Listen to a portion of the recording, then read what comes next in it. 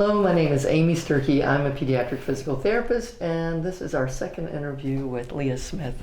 And Leah Smith is on the spectrum, and she's fairly minimally involved, I would say.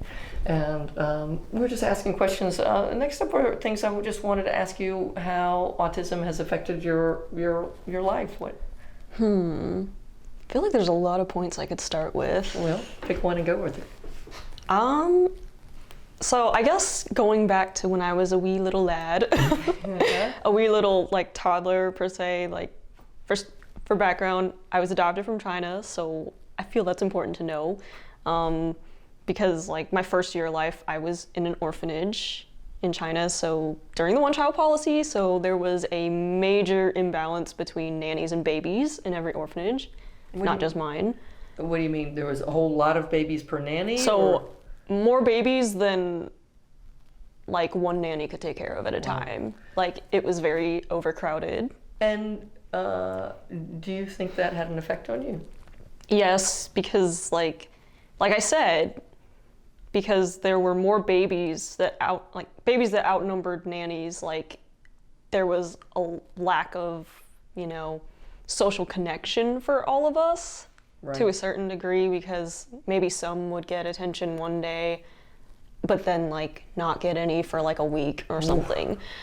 That obviously that's a radical thing that I think, but I can't fully put my words on that. Right. But just some kind of extreme scenario like that. Wow. But just lack of human interaction, socializing, even movement and readjustment in the crib that we were in. Uh-huh. I remember, I know back here, I have a flattened dent in my head from the lack of movement. Wow. Because I was just lying there on my back for most of the day.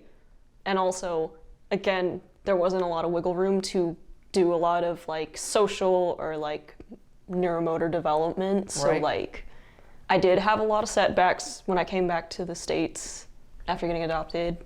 And originally my mom was like, oh yeah, she's definitely not developing right. So she took me to the pediatrician and they were like, yeah, it's also because, she was in an orphanage for the first year of her life. Right. Definitely she's gonna have some setbacks in development and stuff. So I didn't really know how to crawl till I was almost 16 months old, really. Okay. Just stuff like that. And you didn't have any therapy at that point? No, but when I was about 3, that was my first exposure to speech therapy. I think I was in it for about 6 months to a year. Okay. So till I was 4, maybe. Right. And so that was private therapy, or was it through the county, or you don't know? I don't really know, since we lived elsewhere, so. Yeah. And now would you say your speech is a strength? I guess. I'm not entirely sure how to gauge that entirely, but I don't know you that well because I've just spent one day with you. The other people I know who have autism whose speech is a strength is sometimes a weakness too, because they might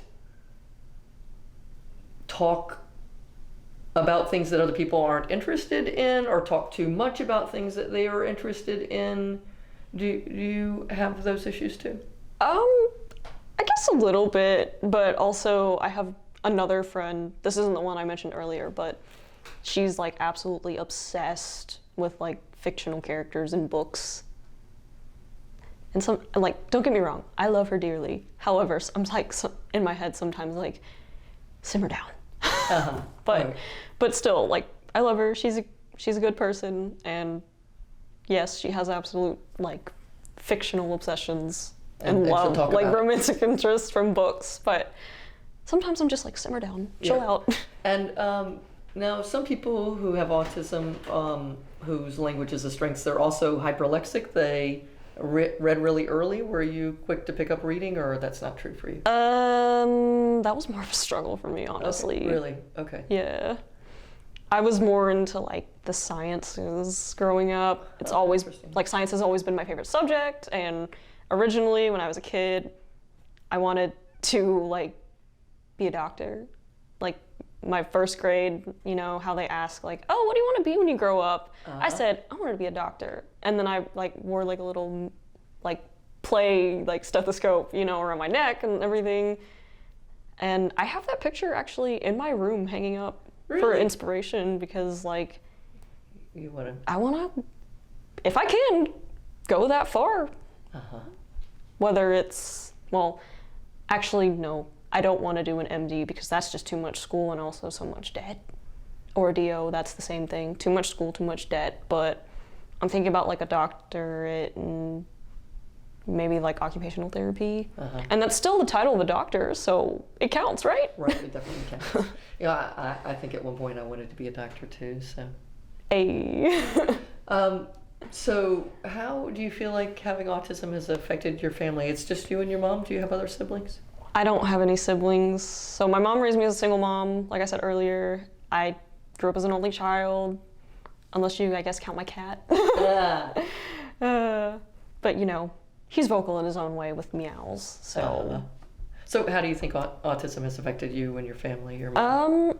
It's actually really surprising because like, most of my extended family actually doesn't really know that I am diagnosed with it. Really? Which came to my surprise. When I just casually mentioned it in conversation to like my aunt, and she was like, I didn't know you were on the spectrum. And I was like, yeah. Well, I guess how do you decide when to tell people? I think that's tricky, isn't it? Yeah. I mean, you don't want to walk up and go, hi, my name's Leah, I have autism. Yeah, no. That's just awkward. That's awkward. So how you did, when we were together for a day, you told me? How do you decide when to tell somebody that you're on the spectrum? I think it's honestly like on a case-by-case basis of like the person that I'm communicating with, or I guess, what's the word? Talking to? I don't know, like just something like that. And just, I don't know, it's just like a case-by-case basis, honestly. And the circumstances surrounding it, I don't know, like,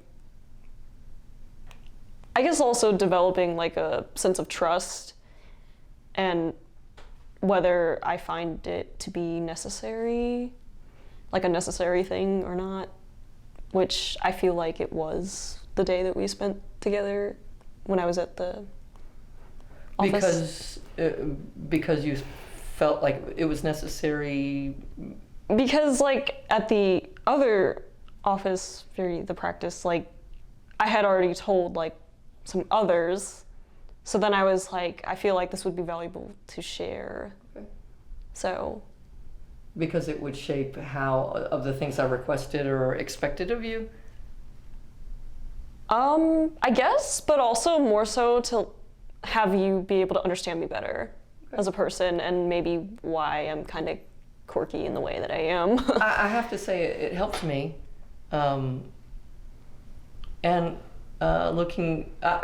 think as soon as I had that piece of information, I was better able to work with you as someone I was working. I mean, you were in my room helping me with treatment sessions and all, and at that level, it really helped me to know that there were things that were going to be tricky, and there was a reason for that. Yeah, like it's not like I'm doing this for no reason, or you know, just out of randomness. It's because like I'm on the spectrum. Like, no, it's not me trying to find excuses, but also not like me saying this is out of randomness. It's just how it, you know.